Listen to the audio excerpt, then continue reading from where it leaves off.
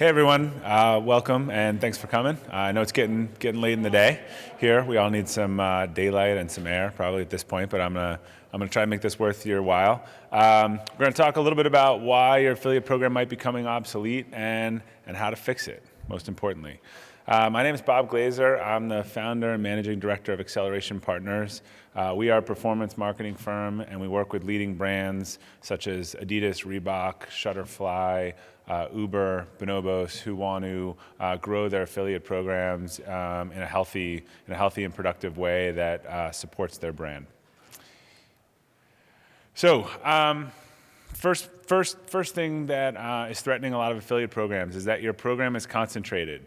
So I know there's a tendency to think, well, if my top 10 affiliates are killing it, why would I want to look for new ones? And I think the answer is, well, this will work in the short run. If you rely on your top 10 for almost all your revenue generation, your program is at risk due to external changes or marketplace changes or changes in your partner's needs that may happen overnight and that you wouldn't be pretty happy about. So some of these include customers moving to mobile where you don't have a concentration of mobile affiliates. SEO changes. I know after some of the Penguin and Panda updates, people saw some of their affiliates lose 30% of their traffic overnight. Affiliates moving from CPA to PPC, this is pretty common. Polyvore's a good recent example. There's really good traction in the affiliate space. They get good premiums, and they say, you know what, now we're on a different business model, and they move off the affiliate platform, and that revenue goes away. And there's also competitors going direct with higher commissions, going direct to that partner, maybe using a private platform and offering a rate that just kind of drops you down. It's also bad for networks and agencies. So I don't think there's much of a future for networks or agencies managing 5 affiliates that account for 95% of sales. People are going to look for help with the complexity, not a few large partners. So how do you think about diversifying? There's a couple big buckets. I think the first two are traditionally where a lot of the volume is in the program, but you have coupon and deal, and I really treat those differently. I think the large coupon sites are where they have volume, and you're working with them because they have a base that you want to leverage.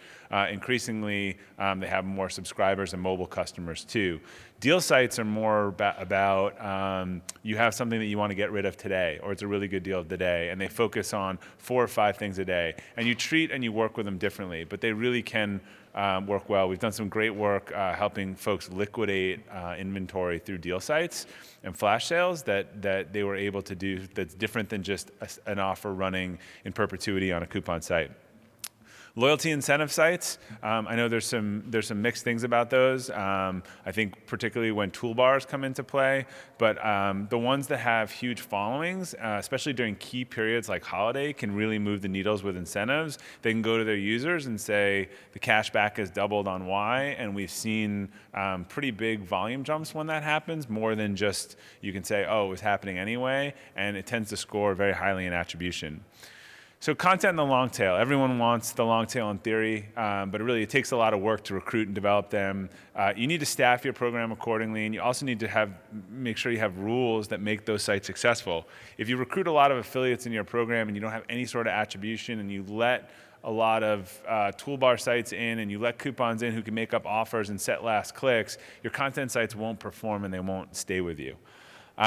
So network or sub-affiliates, these can be some of your best affiliates or your biggest frustration. So there's some really nice thing with sub-affiliates when they take a group of long-tail affiliates in a segment and aggregate it for you and sort of deliver it to you as one partner. Reward Style is a great example of that. People are clamoring to work with them. I like working with the pure pay partners like that. There's also, you have the larger sub-affiliate networks, Skimlinks, VigLinks, again, can be great partners, but you got to watch out for turning over your application to someone else, because when you work with them, there's a lot of times there's toolbar and coupon sites that got rejected through your front door, and they're going around to these sub-networks coming through the back door. So the last is sort of my favorite, I think really where the industry is going, is storefront and non-traditional. So we're doing a lot of work with some of our merchants thinking about how to use a commission as a donation for organizations that have that loyalty. So schools and nonprofits that around the holiday can say, hey, we're an affiliate, and use their marketing base and go to their base and say, please buy stuff through us, buy your holiday cards from Tiny Prints, and they can keep the commission. You've got They're using co-branded storefronts, like a landing page that has a nicer URL that sits on top of the affiliate program to make those programs work and make it easier for non-traditional affiliates to understand. And there's merchants like affiliates like FlipGive who offer this in a service and let you spin up a store and a storefront and include products in it. We also did some work with one of our clients, Reebok, this year. So they had a fighter, Ronda Rousey. You know, has this global audience and this following. Well, she doesn't really want to start a store and stock the product. So really work to make her into an affiliate and give her a store fee drop down on her website.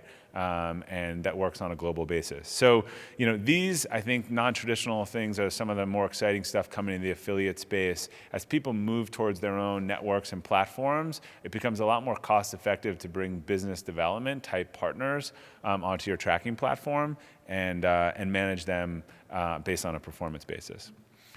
So your affiliate program is under-resourced. So, you know, first and foremost, I believe in FTE management. You don't get results with someone focusing on affiliate plus 4 jobs, and you don't get results with 1/10 of someone's attention. So if you're paying really for your management based on volume of a few publishers and not the work that needs to be done, you have misaligned incentives. I talk about blocking and tackling. So is your program management, is it defense? Is it things like applications, fraud, reporting? These are all state tax compliance. These are all the like plumbing and operational stuff that have to be done for your program. They're really important. They just don't grow the program. Outreach, recruiting, activation, new ideas, that grows the program. So same thing for status quo. Kind of, we're doing the same thing that we've done last year until it doesn't work. So when I talk to a company, I ask if they're happy with how their program's managed. You know, I hear a lot. Well, if we call them, they answer our call, but they're not really calling us. So that really falls into that bucket of reactive management. And then the last two are junior staff leads engagement. And for those who have spent some time in the UK and know how much more experience there is in the industry, I'm constantly shocked here to see how many pretty big programs are run by people with little to no experience in the affiliate segment, and or they're staffed by an agency or network with folks that have been trained up in the last 6 to 12 months. And that goes to the last piece, which is, you know, quantity management. I don't think people can manage 10 to 20 programs well, and I don't think that, again, someone can manage 5 channels well and really give affiliate the focus it deserves. So, you know, an employee recently joined us. She was managing 10 to 20 accounts, very retail oriented, and I asked her how that worked during Q4, and her answer was it didn't. So if you're paying, you know, less than $1,000 a month, you really need to understand, or something in that range, that the way that economics work is someone is being asked to kind of look after 10 to 20 programs at a time. And you get defense at its best in this case. You don't get offense. So what are you looking for? I mean, you want a team that's strategic and insightful. You know, if you want to see well-run programs, you can look at someone like Fanatics or Macy's, where they have 3 or 4 or 5 person in-house teams that are really saying, this is a big channel. It needs people working on it. So you need strategy, you need ideas, you need marketing. There's not that much marketing in a lot of affiliate marketing these days. You could use someone with 5 years of digital experience and 3 years in affiliate. I mean, that's, if you know Malcolm Gladwell, the 10,000 hour rule, it takes 10,000 hours to become really an expert at something. Agency needs to understand your business and ask questions. Shouldn't be off kind of running your affiliate program without talking to you about what's going on in your business. The changes that are going on in your business and the new things and products and stuff you're coming out to are actually all the ideas that they need to be taking to the affiliates to market. You can adapt best practices, new markets. Again, interesting flash sale concept that's worked with another program, but we understand your business, and so here's how it could be applied to your business, similar to what a consulting firm does. Execute across channels. You know, there's a lot more paid search and retargeting elements that are interestingly being combined with affiliate. If you look at where the industry is going, some of the mergers and acquisitions, I think you're seeing that people really don't want that just horse blinder focus on affiliate. They want people that are good digital marketers and know how to use affiliate in the context of all their digital marketing. And deep analytics, it's a baseline in 2016. You've got to understand data, you got to understand analytics, and you got to understand attribution to be working on an affiliate program. So another way to know your program is becoming obsolete. You're still using last click attribution. So when the affiliate industry started, and probably somewhere 15, 20 years ago, and it was sort of the notion of 2 clicks, first or last. And everyone was really worried that there would be a lot of people setting cookies on a first click and they'd be permanently in and getting credit. So the industry moved to last. I think when they made that decision a long time ago, they didn't anticipate so many affiliates would design business models about being the last person in the transaction, whether it was valuable or not. But frankly, they were being given the game and they were optimizing the game they were being played. So, retailers all adopted that, which went on for a decade, and the industry moved around it. So it's not a best practice anymore. In fact, it's probably a worse practice if you're using last in, or what I would call all-in attribution, where every channel counts what they did and they didn't dedupe. So you're starting to see more models that retailers are rolling out. Here, these are just a few. They all have all kinds of names. There's linear, where you'd say, hey, 4 channels touched it, we're going to divvy the credit up across 4 channels or 4 people within a channel. Position-based, which I think is increasingly this kind of the U-shaped, which is we think that the beginning and the end are really valuable, and the middle is helpful, but not as much. Or something like time decay, where the importance increases over time. But again, you got the brand influencers and the people earlier in the funnel. And there's 2 types of attribution. There's intra-channel and inter-channel. These are the models that retailers would be using to measure all their channels across it. There's opportunity, too, to make some steps within the affiliate channel. And if you're not using attribution, you're missing out on something which is, you set the rules that determine that something is valuable or not valuable to you. And instead of having to make a holistic judgment on an affiliate, you can deal with that on an order-by-order basis. So here's an example of the merchant of ours who has a heavy personalization element to their program. And people spend days and weeks working on the product. So they really don't consider anything that happens in the last 5 minutes of the cart really valuable. There's not much you can do on their site in 5 minutes, and they consider that sort of not value added. So they set up their attribution so that if you have a content site in there and a bunch of coupon sites come at the end within that window, the technology actually reverts and pays the content site for that sale. And also could pay the coupon site something or nothing, depending on how you want it set up. Again, works for their business model. In an alternative situation, you say, oh, there was no content site. There were sort of coupon sites flighting it out, but that last coupon site came in there, again, within that maybe 60-second window or 5-minute window. Again, we don't consider that super valuable. It's helpful, but we're actually going to do an automatic step down to reduce commission. So part of the terms and conditions is that if you're setting cookie within the last term, then that last window, then that's not as valuable. Wayfair's gone as far as to say, look, everything that happens after the product's added to the cart gets 0 commission. So here's what we value. We value driving the product sale into the cart, and everything that happens that doesn't count. So these are some of the ways to get smarter about aligning incentives to the behaviors that you want and how you want to pay out. And you don't have to make a decision holistically about an affiliate. You can actually make a decision on the order quality basis. So there's no marketing in your affiliate program. As I mentioned before, I think the biggest travesty in the industry is how little marketing there actually is in affiliate marketing these days. And I think it has a little bit to do with the horse blinders of being too good at affiliate marketing and forget that this is about marketing. So I'm signed up for over 100 newsletters from programs, from in-house to agency to network. And 99.5% of the newsletters I get look like this. They look like they took 5 minutes and they say, hey, we have a coupon this week, and let us know if you need anything. It looks like it took 5 minutes and it really doesn't get a lot of results. So these are the people who are doing this, are the people who are managing 4 to 5 channels or 10 to 20 programs. And if you make your program all about deals and coupons, it will be all about deals and coupons. So you reap what you sow with this. So I like using the word campaigns. There needs to be more campaigns, more creative campaigns that involve the marketing and the product team for ideas. So sending promotions, not just coupons, but a promotion is like, hey, we're coming out with this new product and there's a deal on it and here's why it's good and here's the picture and here's the page you want to link to. It's like a promotional kit. So you'd send all this stuff to your affiliates and everything they need to know well in advance, not the day that it's on there, and you prep them, and maybe you hold back the code until that day. And then you plan to send reminders of some of your peak promotions, and you get them a calendar, and you do a newsletter schedule. In our large programs, we're really rarely sending a newsletter to the entire base anymore. We've got people segmented and tagged, and we're sending them things that are relevant to them. Again, trying to really be a little more curated with the marketing. So this is an example from something we did with Reebok. It was a promo, it had a giveaway, you had to register, you got creatives, there were incentives. If you wanted to do something on your blog, you can give free samples. It really was a marketing campaign that was executed over a 30-day period. And this is the type of stuff that drives the quality traffic that you're gonna want. I know many people are operating on attribution models now, and so they really want the traffic and the type of revenue that's gonna score high in those models.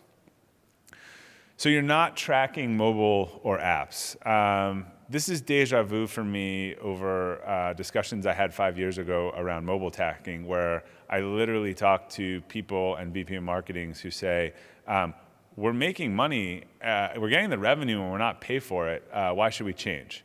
So this is stealing, in another term. And it's a really penny-wise, pound-foolish decision. If you're driving people to an app that asks them to download it and you're not following that and then order something continuity through, you're not paying the affiliate, and there's a couple of things that'll come out of that. One is the affiliates will get pissed, and two, that your performance will start to decline because that revenue will not get attributed to the channel. It's a very, again, I think it's penny-wise, pound-foolish. I think people believe that they don't notice. Someone walked up to me and we were talking about a program at Affiliate Summit East who generates a fair amount of revenue and said, if I test a program and it's not tracking mobile or apps, I just drop them right away. Again, I consider that stealing.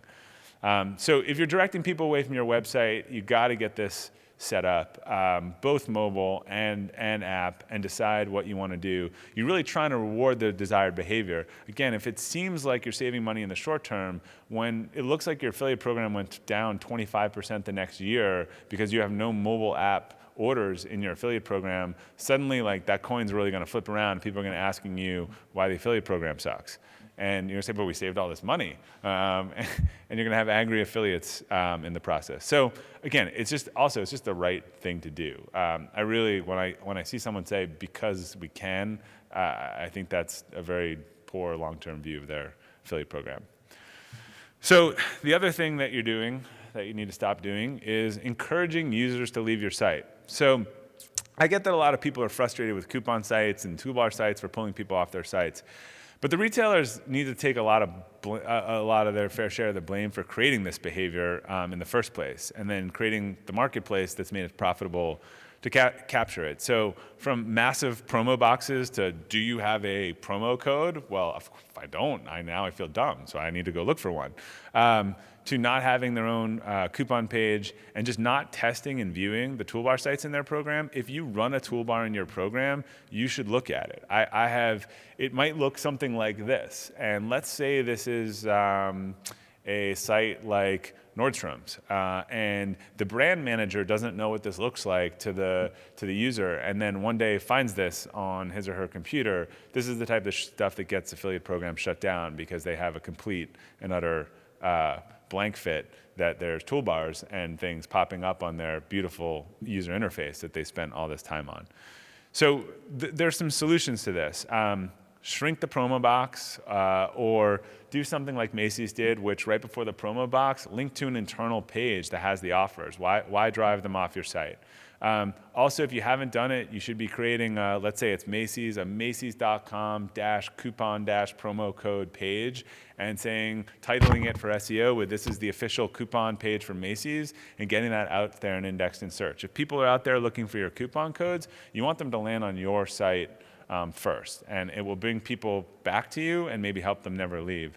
And then there's some interesting affiliates out there with cool technology. This is an example from Yieldify. So they can look at a mouse click movement and see that you're about to leave the page and make you an offer. And that also can be a smarter offer. Are you a new customer? How long have you been on? How much is in your basket? And they can determine all that in real time. Again, keep the people on the page in the first place, and don't send them off back to offers that may be real or aren't real in a lot of occasions. So you aren't connecting offline and online. This is a huge opportunity. You know, we all hear the word omnichannel a lot, probably getting a little tired of it. But I just see a lot of affiliate programs have missed out on this by not having the conversation with affiliates about who can do this. You know, the large coupon sites, if you're talking to them, they're starting to have programs to really push this. You know, they want to be seen as a value-added partner. They want to be innovative. There are third-party tools out there like RevTrax that are figuring out ways to integrate this. But yeah, I know there's politics around this in a lot of cases of, hey, we don't control that budget, or you know, there's no money for this, or we don't have the tracking. But sometimes people just aren't asking or looking at the opportunity, and there's simple ways to do it and workaround ways to do it. We did some tests years ago, and we just got batch uploads of the ones that were redeemed, the unique coupon codes, sent them to the network, they manually processed it. It was actually a fair amount of business that we tested with a large coupon site driving people with a time-sensitive offer to one of the outlets, figuring that the outlets would do well with coupon folks. So create in-store offers for your mobile and deal affiliates. Reach out and ask what kind of programs they have. You use unique code for each one. You can also work to target these based on history, geography, or even some user behavior that the partner may have.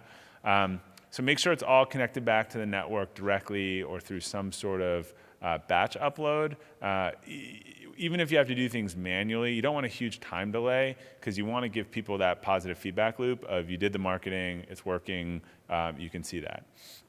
And just work with the network to test compliance and make sure it's all working. Again, there's a lot of old POS systems out there, but more and more people are just working around those systems with handheld things at the register, stuff that can go straight from web to in-store. And that is all I have. I'm happy to answer any questions from the group or hang around after and answer any questions that you might want to ask directly. So I will open it up. I think they just asked that you use the mic because they're recording the questions if you have any. Anyone? Usually it takes the first person and then there's a lot of questions. All right. So I'm happy to hang around and answer anything one-on-one, but thanks for coming, and I hope that was helpful for you all.